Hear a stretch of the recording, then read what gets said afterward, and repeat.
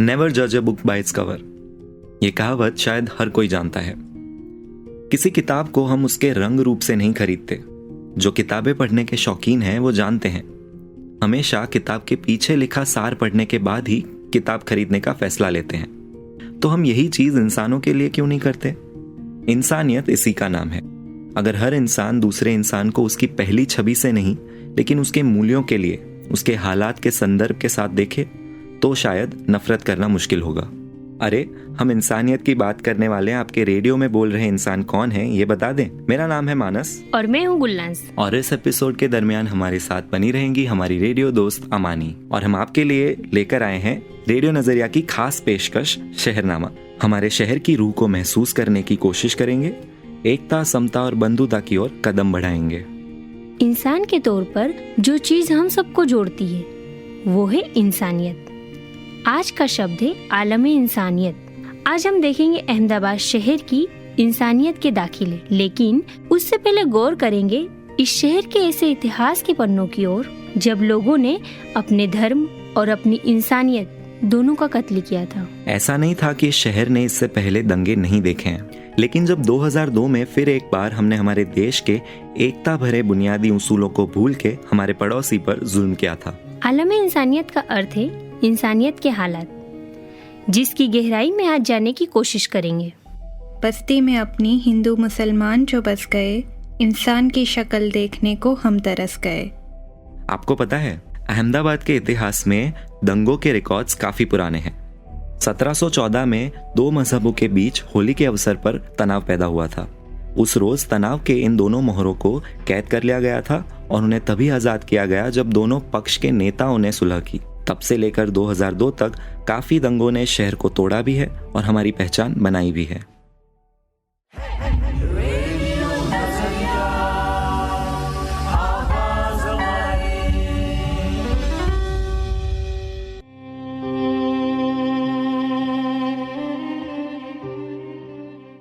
लेकिन हर दफा इतनी आसानी से दंगे सुलझे नहीं हैं। ये वैसी चोटें हैं जिस पे मरहम ना लगाने की वजह से घाव आज तक मानो ताजा ही रहे हैं और गहरे निशान छोड़ गए हैं। अगर 2002 की बात करें तो दो चेहरे इन दंगों की शक्ल बनी।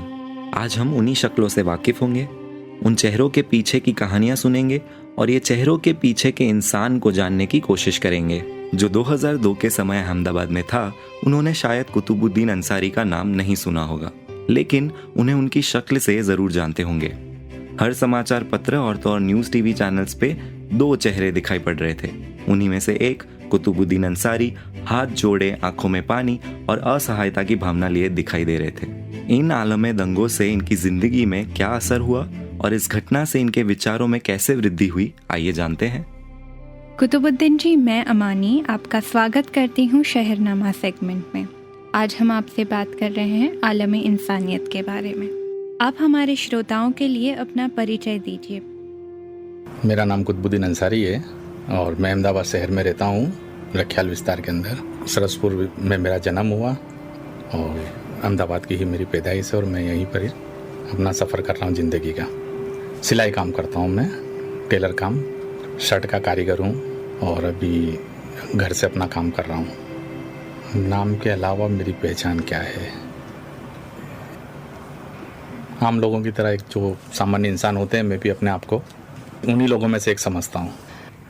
मेरी कोशिश तो हर फेरी ये रहती है कि मैं उनसे अपने आप को दूर, अपने आप की पहचान को हटाऊँ, लेकिन मैं अपने चेहरे को तो बदल नहीं सकता। वो चेहरा ही मेरे साथ सफ़र कर रहा है और ज़िंदगी है दी अल्लाह। अगर मैं 2002 के अंदर मारा जाता, जहाँ इतने लोग मारे गए थे, उसमें से एक में भी मारा जाता तो कहानी वहीं ख़त्म हो जाती। मगर मुझे ज़िंदगी थी, मैं सफ़र कर रहा हूँ ज़िंदगी के साथ में, और वो चीज़ मेरी जो रोकने की ताकत है उससे कई गुना ज़्यादा आगे है। वो मैंने हर जहाँ पर भी मुझे कोशिश लगी, मैंने उसका विरोध भी किया, रोका भी, मगर शायद वो एक मेरी ताकत से ज़्यादा आगे है, मेरे कंट्रोल में नहीं है। उसका मुझे कई जगह पर नुकसान भी होता है, क्योंकि मैं तो ज़िंदगी का सफ़र कर रहा हूँ। जब तक ज़िंदगी है मुझे चलना है साथ में। कई लोग मुझे उसी चीज़ से जानते हैं और कई जो मुझे जन्म से जानते हैं, जो मेरे मोहल्ले के लोग हैं, जो मेरे अहमदाबाद शहर के लोग हैं, वो मुझे उससे पहले की ज़िंदगी के ज़रिए भी जानते हैं कि भाई कुतुबुद्दीन के साथ क्या है क्या नहीं, और वो आज भी मुझे उसी तरीके से जानते हैं। रहा सवाल अहमदाबाद शहर के बाहर के लोग हैं जो मुझे अखबार के जरिए ही जानते हैं, वो लोग की नज़र में आज भी मेरी पहचान वही है कि उस रोज़ बंद का ऐलान था। 27 फरवरी को गोधरा का बनाव बना, जो राम भक्त लोग आ रहे थे उनके साथ 27 तारीख की जो घटना थी, उसके बाद बंद का ऐलान दिया विश्व हिंदू परिषद ने। रात से ही माहौल तो धीमे धीमे ख़राब होने लगा था और मैं उस वक्त ये जो बिल्डिंग में इंटरव्यू हो रहा है, मैं इसी बिल्डिंग में काम कर रहा था उस टाइम पे। हमने यहीं पर वो चीज़ को सुना भी था, खबर भी। और मेरे साथ में हम 2 भाई थे, एक सुनील नाम का छोकरा था और हटकेश्वर में रहता था, और हमारा अप डाउन साथ में, हम लोग साथ में आते जाते थे उसकी गाड़ी के ऊपर। हम लोग को हमारे सेठ ने आके बोला कि गोधरा के अंदर इस तरह की घटना घटी है और आपको जो हाथ का काम है उसको पूरा करके अपने अपने ठिकाने जाना है, माहौल सही लग रहा नहीं है। मैं और सुनील साथ में ही निकले। उस वक्त हम एक ही गाड़ी पे थे, वो नॉन मुस्लिम था और मैं मुस्लिम था, हिंदू भाई थे। हम साथ में ही एक गाड़ी पर ही निकले और उसके बाद फिर अपने अपने ठिकाने चले गए। और दूसरे दिन सुबह में बंद का ऐलान था और दंगाइयों लोग ने सब नरोड़ा पाटिया से लेके पूरा हमारे हाईवे के ऊपर सारी दुकानें बंद करो, मार धाड़ चिल्ला, यानी हर चीज़ थी वो सारी दुनिया ने देखी और सारे लोगों के आया भी है। उसको हम बार बार बोलने तो अच्छा नहीं लगता। वो 2 दिन तक का वो घटना चली। मेरी एक बच्ची थी उस वक्त और मेरा एक सन है जो अभी हाल में 18 साल का है। मेरी मिसिस प्रेग्नेंट थी और वो उस वक्त जन्म नहीं लिया था। और मेरी एक बड़ी लड़की जिसकी मैंने अभी शादी की 3 साल पहले, वो बच्ची मेरी गोद में थी। और हम एक ऐसे छोटे से रूम के अंदर बालकनी पे, ऊपर दूसरे माले पे मेरा रूम था और नीचे दंगाइये लोग दुकान को जला रहे थे। लेकिन वो दंगाइयों को ये नहीं मालूम था कि ऊपर कोई फैमिली है। उन लोग वो दुकान जलाने में, गाड़ी लूटने में, वो सब लूटने में उसमें थे बिजी। मेरी लड़की गोद में जो थी उसको लेकर मैं वहाँ पे छुपा हुआ था और एकदम डरा हुआ था। यानी नीचे तो सब माहौल था, अगर उन्हें मालूम पड़ता ऊपर कोई है तो शायद मुझे उस टाइम पे मार भी देते, यानी क्योंकि उस टाइम पे इंसान की अकल जो थी उस पर एकदम हर चीज़, इंसान ही नहीं था, उनके ऊपर कोई चीज़ एकदम अपना आपा खो दिए थे, कंट्रोल छोड़ दिए थे वो लोगों ने। और हम इसी तरह अक्खा दिन निकला, अक्खी रात निकली। दूसरे दिन सुबह में हमको ऐसा कि हम रात भर में ये चीज़ खलास हो जाएगी, अब कल सुबह हम निकल जाएंगे यहाँ से।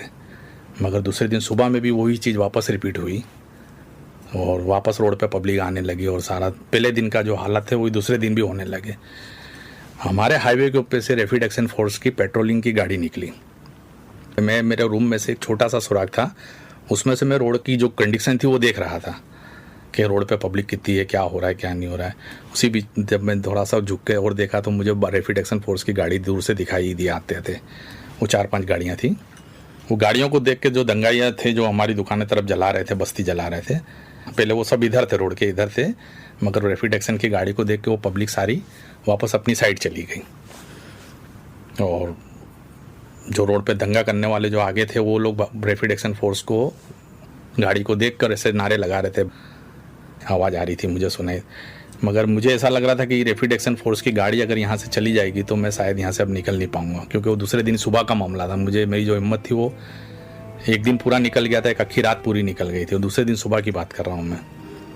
और एक बच्ची मेरे गोद में साथ में थी और हम लोग बिल्कुल भापे के पार थे। यानी हम बता नहीं सकते ऐसा सीन था।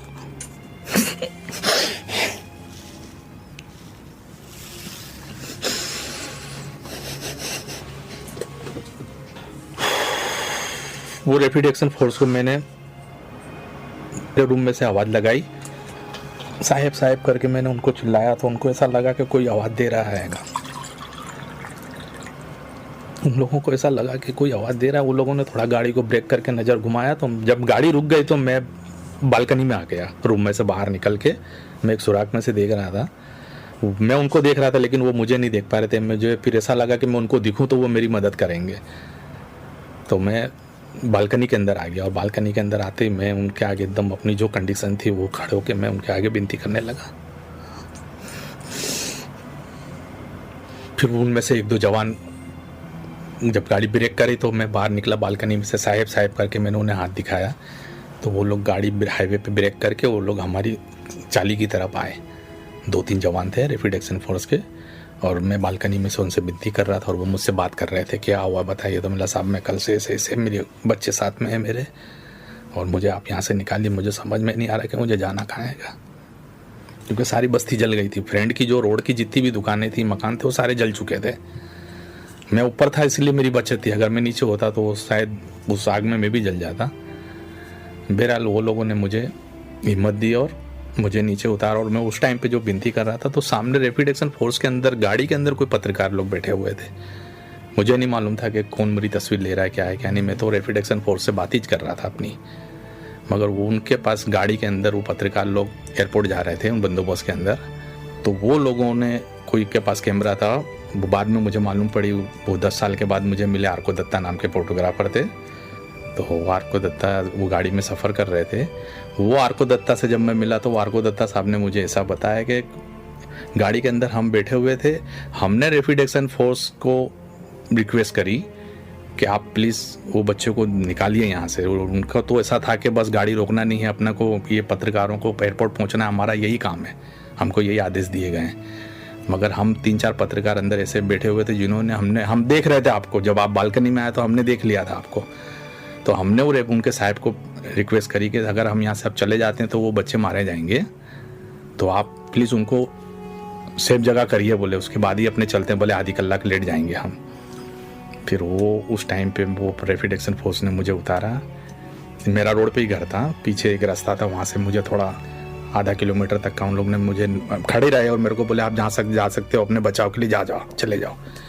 फिर मैं बड़े बड़े कदम से मेरी औरत का हाथ पकड़ा, मेरी बच्ची मेरी गोद में थी।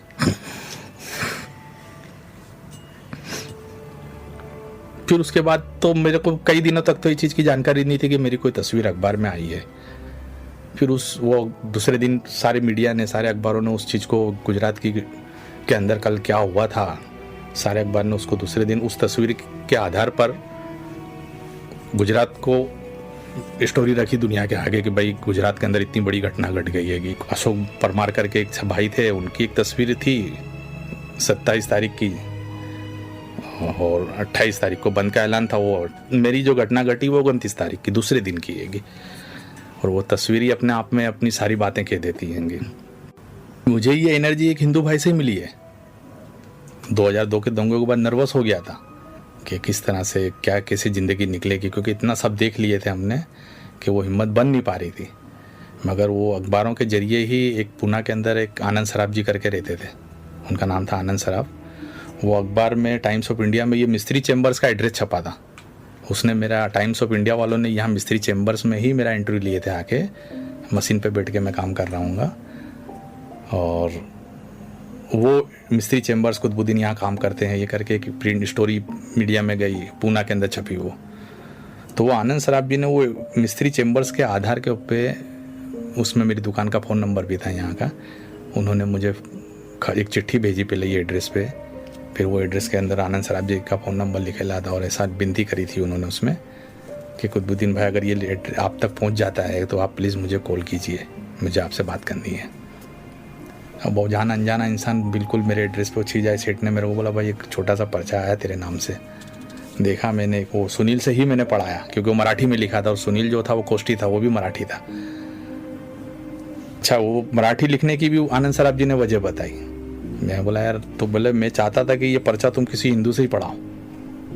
तो वो हिंदू भाई जब पढ़े तो उसके दिमाग में ये चीज़ आवे, एक से हम दो हो जाएंगे। जब वो पढ़ेगा तो मैं एक हूँ, वो पढ़ने वाला दो हो जाएगा। बोले जब मैं उनसे मिला तो ये चीज़ उन्होंने मुझे बताई। वो आनंद सराफ जी से फिर जब वो चिट्ठी आई मेरे पास, मैंने देखा तो फिर मैंने उनको कॉल करा। तो वो बैंक में काम करते थे, तो उनकी बैंक का फ़ोन नंबर था उसमें। तो मैंने बात करा कि मैं अहमदाबाद से कुतुबुद्दीन बोलता हूँ, आपका ये लेटर मिला मुझे। ये 2002 के बिल्कुल 1.5-2 महीने बाद की बात है। वो लोगों ने मुझे पूना बुलाया कि आप पूना आ सकते। तो मैं बोला भाई यहाँ तो ऐसा ऐसे हालात है और मेरे पास पैसा पाई भी नहीं है कि मैं इतना सफ़र करूँ। तो वो लोगों ने मुझे उस टाइम पे 1000 रुपये का चेक भेजा कि आप अपने परिवार के साथ पूना आइए। मेरी लड़की को लेके मैं पूना गया, मेरी लड़की और मेरी मिसिस को लेके। तो वो आनंद सराफ जी ने मेरे माइंड को वॉश करा फिर से कि कुतुबुद्दीन अच्छे लोग अच्छे ही हैं। आप अपने दिमाग में कभी इस चीज़ को नहीं लाना कि कुछ हिंदुस्तान के अंदर ही जो अच्छे लोग हैं उन आप अच्छे ही हैं। कुछ लोग हैं करते हैं, बोले करने दो बोले, मगर आप अच्छे लोगों के संपर्क में रहना, अच्छे लोगों से मिलना, आपको इसका बल मिलेगा। तो मैं भी फिर उस चीज़ को एक्सेप्ट कर लिया कि हाँ यार, मैं क्यों नर्वस होता हूँ। फिर वो मेरे आज भी संपर्क में वो थोड़े दिन तक तो मैं डरा डरा रहता था, पर मुझे आप जैसे लोगों ने समझाया कि कुतुबुद्दीन भाई आप एक समाज की तरफ से एक चेहरा बन गए हो, आपकी मर्जी बिगर, आप चाहते थे कि नहीं चाहते थे वो अलग बात है, लेकिन एक हालात ऐसे गुजरे उसके अंदर से तुम भी सफ़र कर रहे थे और उन हज़ारों लोगों के अंदर से उस दंगे में मारे भी नहीं गए, आप सफ़र कर रहे हो, तो आप अच्छे तरीके से ये चीज़ को रख सकते हो, आप ये इस फील्ड से गुजर चुके हो। मुझे भी ऐसा लगा कि अगर मेरे से कुछ, मेरी हलल चलल से या मेरे बोलने से या मुझे किसी को समझाने से, कहने से अगर कोई भी 2-4 आदमी में भी अपना बदलाव आ जाता है, सुधार आ जाता है, समझ सकते हैं बातों को, तो मैं अपने इसको भाग्यशाली समझूंगा कि मैं चलो जीने से मैं किसी के तो काम में आया। तो मैं कोशिश करता हूँ, लेकिन जितनी होती उतनी कोशिश करता हूँ, बस मेरा काम है कोशिश करना, मैं कोशिश करता हूँ और मुझे अच्छा भी लगता है ऐसा करने में, सुकून मिलता है थोड़ा, यानी मन हल्का होता है।